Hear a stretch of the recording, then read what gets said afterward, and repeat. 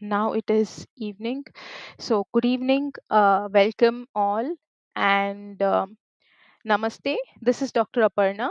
I am your emotional healing synergist. I am an Ayurvedic psychotherapist, a passionate infopreneur, medical writer, and a budding YouTuber. So, in my pursuit to address, promote, and propagate Ayurveda and psychotherapy globally, I come up with discussions every week on Ayurveda, psychotherapy, mental health, and related aspects. So, last session we were talking on Bhagavad Gita, mind, psyche, and mental health, redefining or re envisioning mental health through the lens of Bhagavad Gita.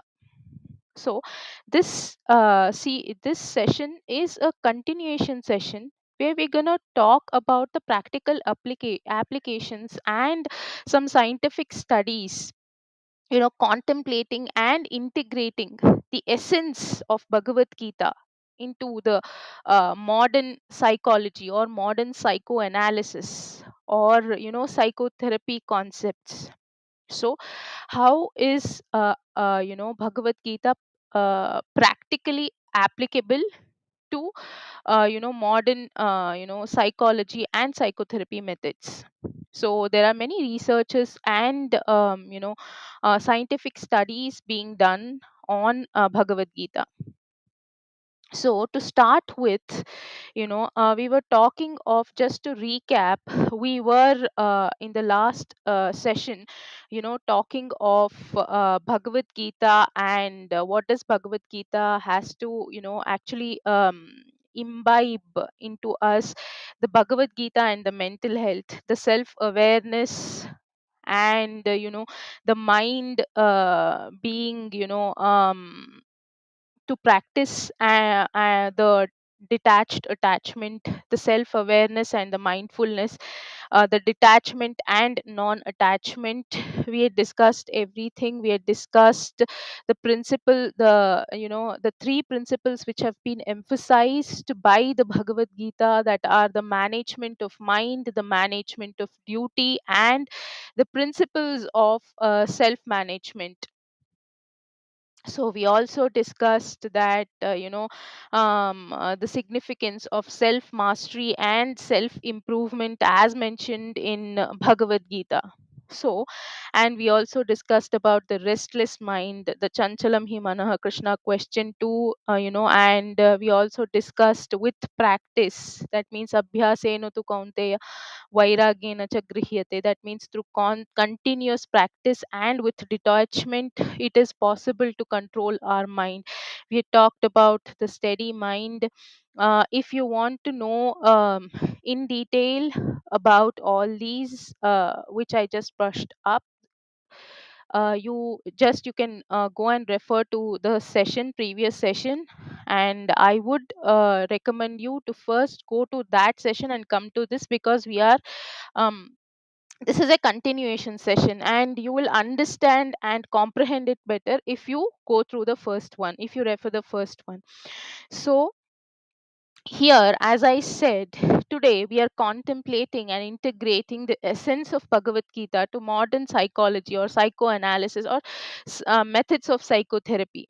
So, while I was going through, some researches, I just found out, some analysis, or some correlation to, cognitive and, like rational emotive approach. See, the cognitive distortions, misinterpretations that are mentioned in the modern psychology is also mentioned, has a mention in Sankhya Yoga.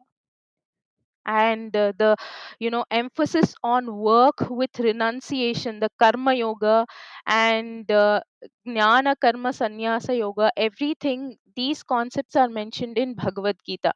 So insight oriented approach is, mentioned under the concept of jnana vijnana yoga. So all these concepts are, can be,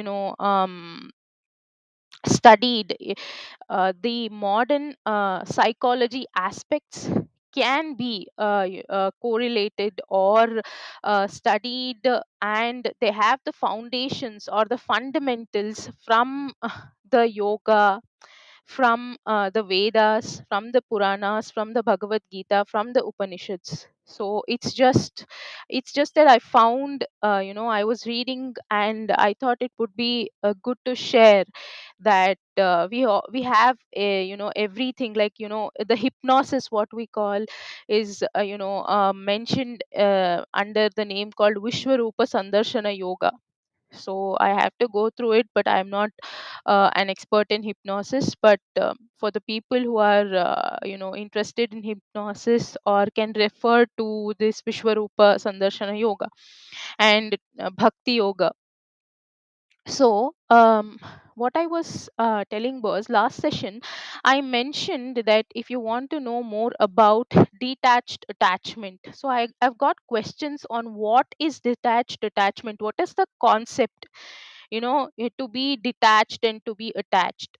So detached attachment means be attached but also be prepared to let go.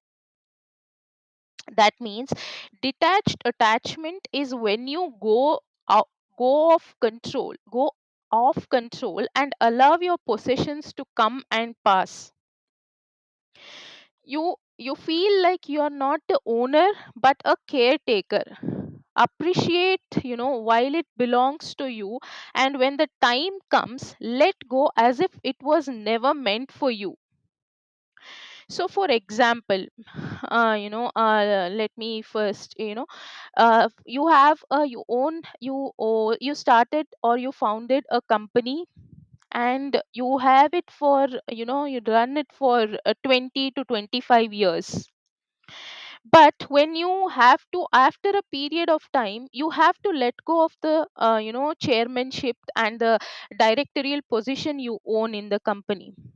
Detached attachment is you being attached to the company as a caretaker, but when the time comes, you let it go, you let the chairman position or the director position of yours to, you can transfer that to another deserved a candidate.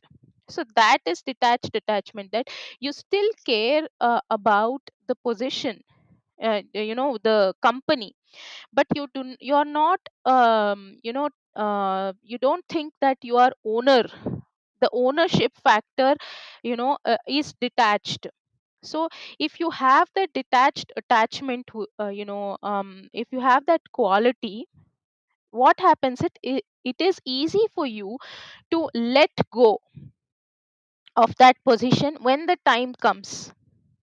Second, if you have to, we'll talk about more examples in the coming. See, like in the Bhagavad Gita, Krishna tells Arjuna that acting with detachment means doing the right thing for its own sake, but because it needs to be done without worrying about success or failure. Here in Bhagavad Gita, it is mentioned that we all know, we all have at some point heard this shloka called karmanyevadikaraste ma phaleshu kadachana. So concentrate on your karma, not on the fruits, not on the results. Here detachment in the Bhagavad Gita is mentioned in this way. So do not worry about the success or failure. Doing the right thing is important. So, detachment here takes practice. You need to work on it day by day to instill it in your life. So, as someone who has been practicing this for quite some time now, so see, I have been trying to practice. It is difficult to practice detached attachment because the things you own or the people you feel that you are very much attached to, it is actually difficult to be detached, emotionally detached, or not to be entangled. So attachment and detachment, what is it? So finding a balance, for your relationships. How? The hallmark of healthy attachment to another person is marked by safety in the relationship, like showing concern for others, enjoying spending time with them, and feeling connected. These are all elements of healthy attachment. There is permission to be one's own self without fear of judgment.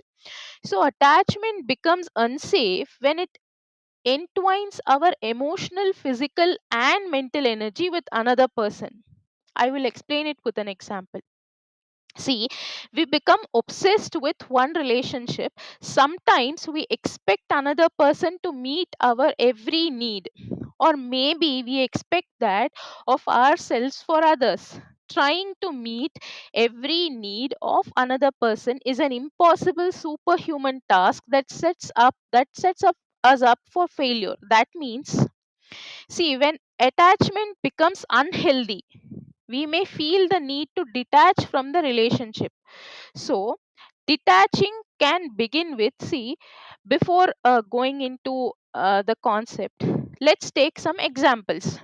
Simplest example: when a child is an infant and a toddler, a child is very much attached to the mother. So much so that there is no privacy for the mother. Even if you go to a bathroom, or for few seconds, even if you have to take a shower, the child, or the infant or the toddler up to 2 3 years of age, it is very much attached to you.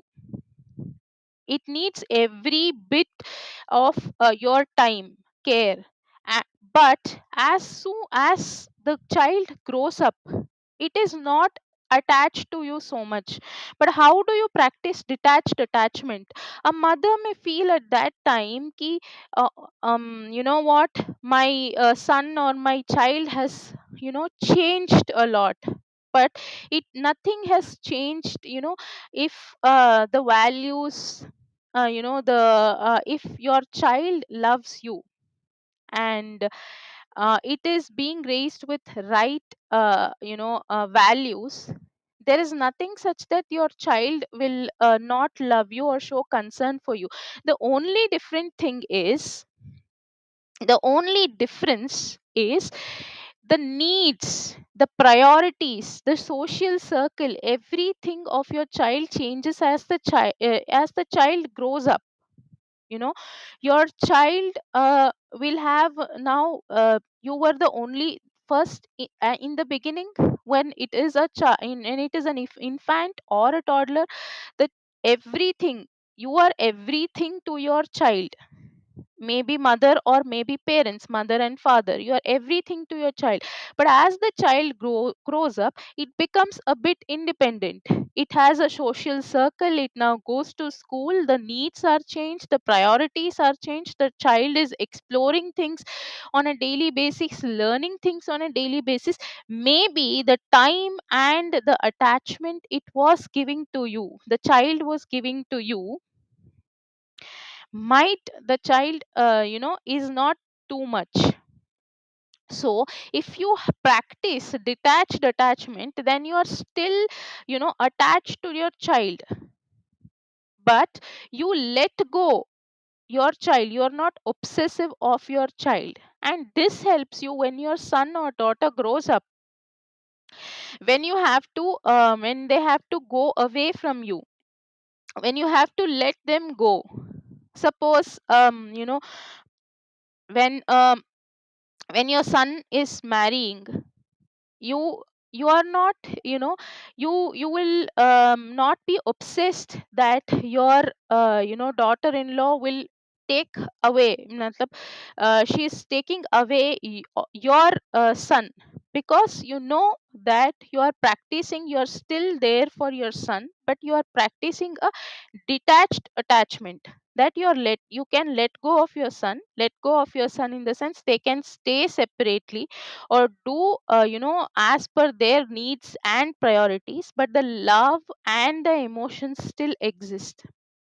That is detached attachment. So detaching can begin with setting a boundary in a relationship. So this detached attachment can be, examples could be, professionally or personally. So any kind of detaching can begin with setting a boundary in a relationship. It may mean saying no to someone you have always said yes to in the past.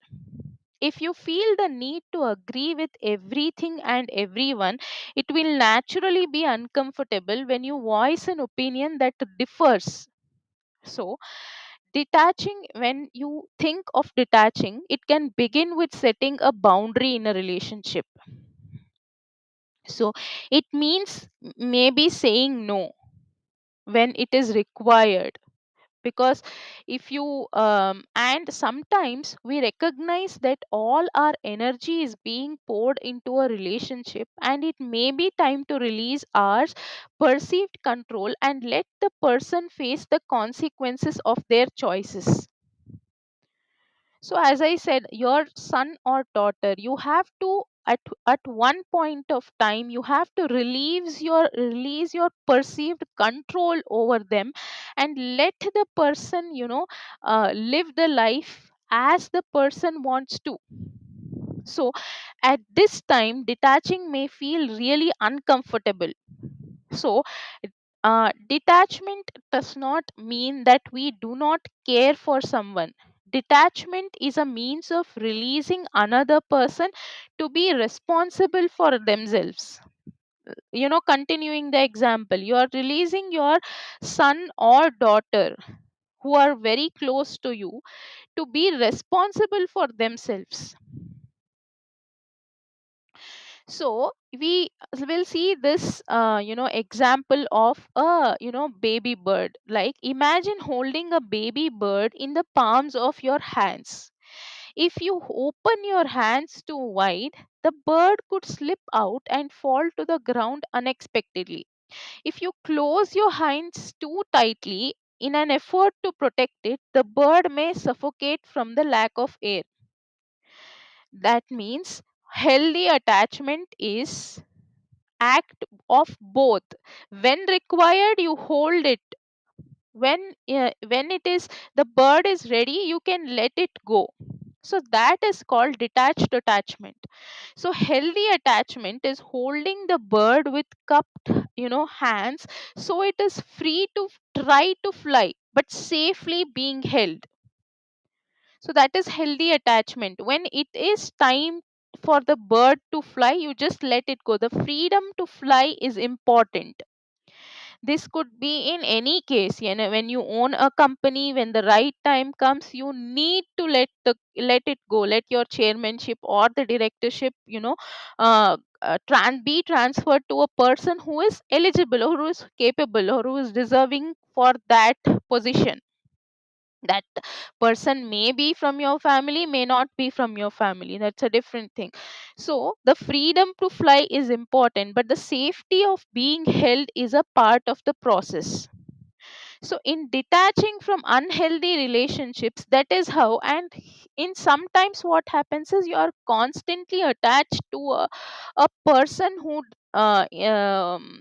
is toxic, to toxic relationships, the person who doesn't want you in his or her life. So letting go of or detaching from unhealthy relationships, we often, go to either extreme of protecting or releasing too quickly. So they are talking about the balance. So some steps, to practice for detached attachment: understanding your true self, how to identify yourself. That means, is your idea of true self, you have to identify your true self.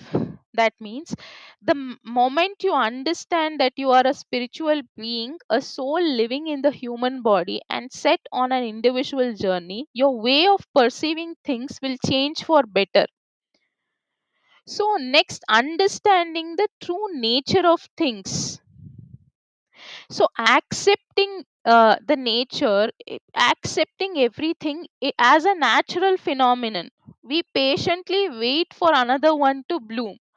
Likewise, in life, if we accept the very nature of things and people as temporary and transitory, there will be no grief.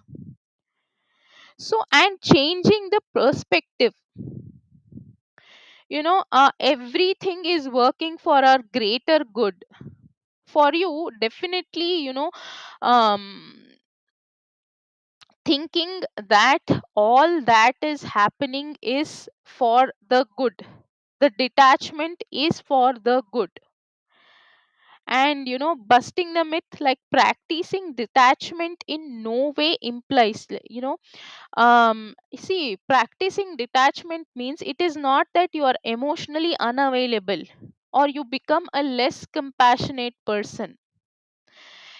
Like in the Bhagavad-Gita, Krishna tells Arjuna that we are really supposed to give up not our families or our capacity for enjoyment, but our tendency to identify with our bodies and personalities of pure deathless awareness. That means you have to be attached to your family to that extent that one day you can let it go without any attachment. So, detached attachment is the optimal mantra.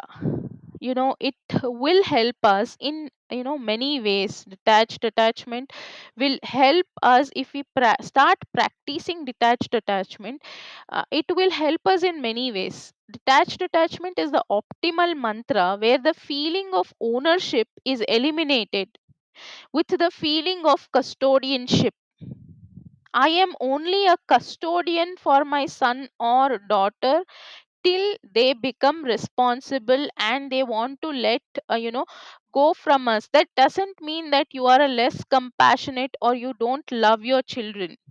Or for example, if you're taking an example of your chairmanship or directorship, you don't love the, it doesn't mean that you don't love the company. But when it is time, you feel that you are just a custodian, you're not the owner. So an ownership feeling creates a sense of attachment in an implicit manner. That means you feel that you have to take control of whatever it is, of a person or of a possession. So, an ownership feeling creates a sense of attachment in an implicit manner, whereas a custodian feeling creates a sense of detachment with a pure sense of love. So, this is true in the case of spouse, children, parents, where one can continue to shower love, but the emotional attachment can be minimized so that you don't interfere or intrude into the ones you love. It could be a spouse, children, parents, or it could be something, some possession, some animal, whatever it may be. So see, let's now, this is the concept of detached attachment. I hope I have explained it. If you have any queries, you can ask in the comment section. So, one way in which the Gita, now coming back to Bhagavad Gita. See, one way in which the Gita has been understood in psychology is through comparing the dialogue that takes place between Lord Krishna and Arjuna with current psychotherapeutic approaches. That means what these approaches suggest is that the Gita depicts what may be one of the earliest documented sessions of cognitive behavioral therapy is a form of psychotherapy which is done for mental health issues. That is a modern name for a psychotherapy, modern coin term for a form of psychotherapy. So this, like, Gita depicts the documented sessions of one of the earliest forms of cognitive behavioral therapy, so in which Lord Sri Krishna is a psychotherapist and Arjuna is the client. So, it is proposed that Arjuna exhibits various kinds of negative automatic thoughts along with cognitive distortions. So, Lord Krishna's discourse may be seen as analogous, that means a simile to psychoeducation for persons dealing with symptoms of anxiety.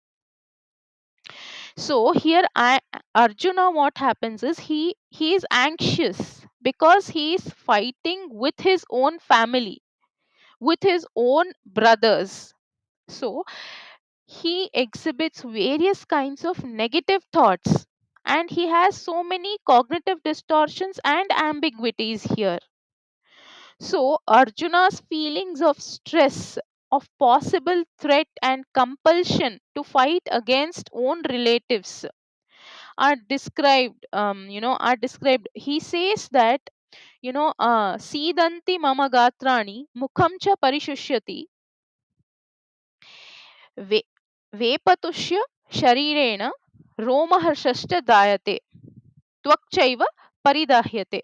So here Arjuna expresses the concerns which are happens in the anxiety. So limbs of my body are quivering, he says. His The limbs of his body, he is experiencing weakness in his limbs, and his mouth is drying up. His whole body is trembling.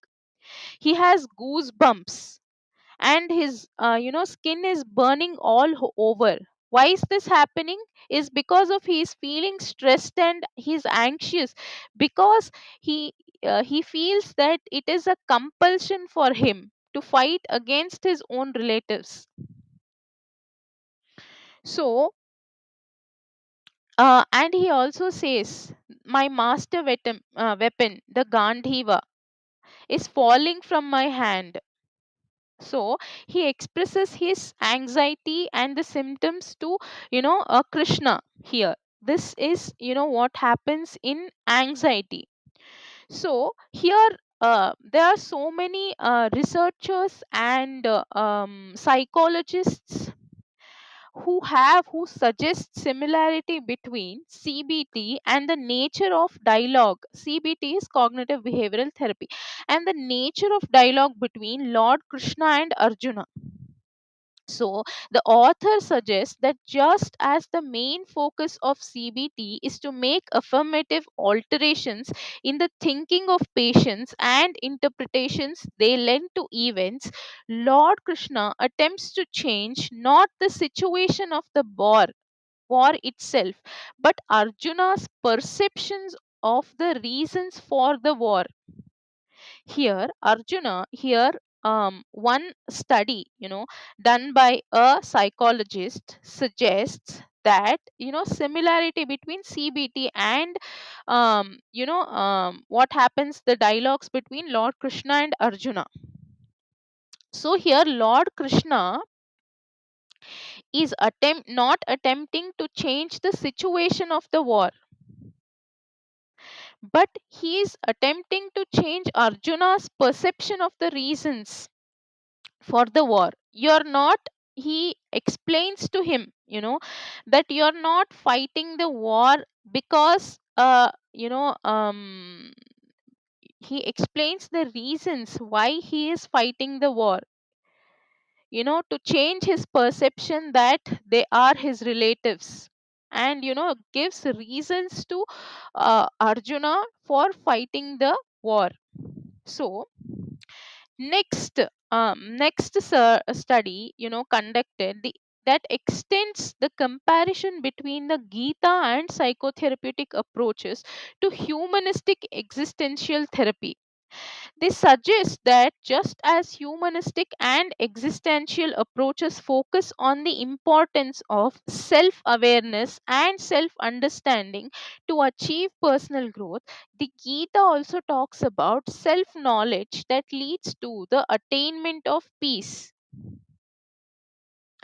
So here in another study, it is the Gita and the humanistic existential therapy are compared. So, humanistic existential therapy talks on self awareness, self understanding, and personal growth. Here, Bhagavad Gita also talks about personal growth, self knowledge, self reflection that leads to attainment of peace. So, in another study, this identifies elements within the Gita which may be similar to interpersonal therapy. So they have, they are can be, they were compared to different types of modern therapies, so psychotherapies, such as the emphasis on re-establishing interests and relationships that can help patients cope with grief. So the emphasis on role and transitions and on building self-esteem are other similarities that have been identified between interpersonal therapy. The interpersonal therapy is, also a part of it, also, recognizes and emphasizes on building self-esteem in the patients who in the people who have low self-esteem or who suffer with issues of self esteem, and the approach that Lord Krishna uses with Arjuna. So, and likewise, it is also like some researchers have considered Gita to represent the first documented session of rational emotive behavior therapy. So there is something called rational emotive behavioral therapy. It was, proposed by Albert Ellis in 1957. So, and the Gita encourage individuals to pursue happiness and assume that while humans have limitations, they do have the potential to grow. So both the, rational emotive behavior therapy, REBT, and Bhagavad Gita teachings are believe in self determination and creating their own, mental well being. So, and what is the potential for building well being and resilience? How is it explained in Bhagavad Gita, and how is it correlated by, psychologists? We'll see the case studies as well. So, some psychologists have been exploring the potential of the ideas presented in the Gita for fostering well-being and resilience. How to foster, how to develop well-being, overall well-being and resilience among individuals. For instance, there are three parts of one study, writes, mentions about three parts of Bhagavad Gita presented for building resilience during the COVID 19 pandemic. So, the first is Jnana Yoga. Jnana Yoga is, the path of knowledge which provides insights into the nature of self and can help to shift our thoughts from I to we. So this, study was done in 2020. So it, here there are three parts. It mentions about the three parts of the Bhagavad Gita presented for building resilience during the COVID pandemic. So the first one is Jnana Yoga. That is, Jnana Yoga is the path of knowledge, which provides insights to the true nature of self and can help shift our thoughts from I and we mode, much needed in pandemic times. The second is called Karma Yoga. So, there is also the path of Karma Yoga, that is the path of action, which teaches us to act in a way that is selfless and free from attachment. The third path offered by the Gita is Raja Yoga, the path of meditation. Raja Yoga is the path of meditation. So Jnana Yoga is the path of knowledge, Karma Yoga is the path of action, Raja Yoga is the path of meditation. Just as a Raja maintains control, over his kingdom, one must maintain control over the vast territories of one's mind. So, as just as Raja controls his kingdom, we must control our mind. So, what it does is this encourages discipline and a healthy way of life that can protect one from the virus. So, the first case study here. So, um, people first in this first case study, it explores how the four D's elaborated in the Gita, that it elaborated in the Bhagavad Gita, that is detachment, duty, doership, and dhyana, the four D's. So dhyana is meditation, so may be useful in aiding healthcare workers faced with moral and psychological distress during COVID-19 pandemic. So this study was done to provide aids, means provide help or support to the healthcare workers who faced um, moral and psychological distress during the COVID-19 pandemic because of the stress and the overload. The four D's were detachment, duty, doership, and dhyana. So in one study, 300 students who had completed a course on the text provided feedback on the impacts they had experienced. So, a large number mentioned experiencing, they had, what happened is in 300 students were given to read the Bhagavad Gita text, and um, they completed a course on the insights of the Bhagavad Gita. So after they completed it, you know they were given to provide feedback on the impact they had experienced after completing the course. A large number mentioned experiencing overall positive effects. So when they started doing the course, and side by side they started, they were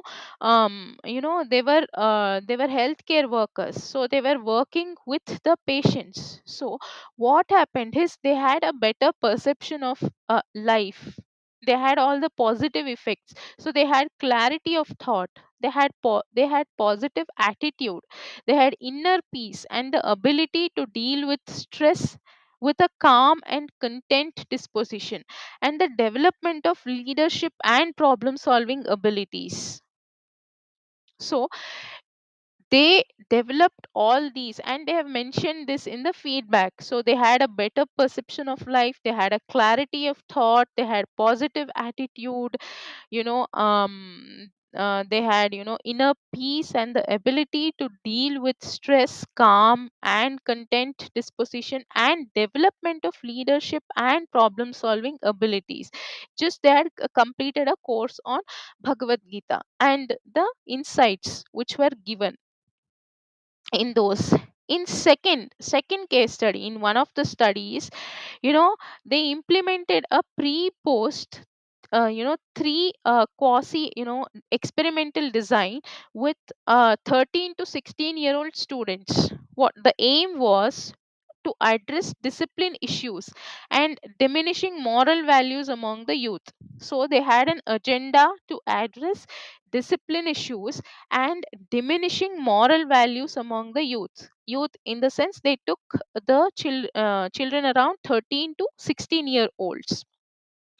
So the group 1, the control group, received the regular course of study followed by schools in which the area was, where the study was conducted. So the first group, which was called the control group, they received, regular school education. The second group was provided an intervention that incorporated concepts and ideas from Bhagavad Gita along with Indian texts. So here the group 2 was provided with an extra intervention. So they incorporated concepts and ideas and insights and from the Bhagavad Gita and other Indian texts. So the group 3 was given an intervention based on Western positive psychology. So there were three groups. So this group 3 was given an intervention based on Western positive psychology. So what were the results? The results showed that the intervention provided to the group 2 was the most successful. That means the group 2, which was provided with an intervention of the incorporated concepts and ideas of the Bhagavad Gita, were the students who were most successful. So the author, the who conducted the study, attributed the outcomes to you know um, profundity inherent in the Gita's ideas. So the clarity which was inherent in the Bhagavad Gita's ideals, and the ease with which you know it was it could be practiced with focusing on mantras, and the effects of the aim was to discipline and inculcate moral values among the youth, which was diminishing. So that was successful in the group 2 more than the group 3, and group 1 children were unaffected. So this what this helps us in doing is, we can easily get to a conclusion that the Bhagavad Gita, if we incorporate Bhagavad Gita into the textbooks, the lessons of Bhagavad Gita or the teachings of Bhagavad Gita, then there is an impact in the discipline, in the moral values, and in the to deal the challenges with positivity and with calm. So here are some studies I came up with while I was going through what should I discuss in the in the session in this session. So I found it very interesting, and I found it I thought it would be very much useful if I share this, because in the last session also I said that I feel that teachings of from Bhagavad Gita, Vedas and Upanishads should be incorporated in the school textbooks, like as small bits and chapters here and there, or as a subject. So what happens is that will help our children with to cope with all the stress and anxiety and the challenges they face in the day to day life. I wish I could have had that privilege. So this comes to the end of the session, because we are already 44 minutes into the session. So I will continue the session. I'll continue the topic in the next session. So thank you for staying tuned. If you have any queries, or if you have any key takeaways, or if you have found something interesting about Bhagavad Gita and mental health, if you are also researching on it, you can comment your learnings. And if you have some important learnings and insights to share with us, definitely you can share with us. So thank you for staying tuned, and I'll see you in the next session. Namaste.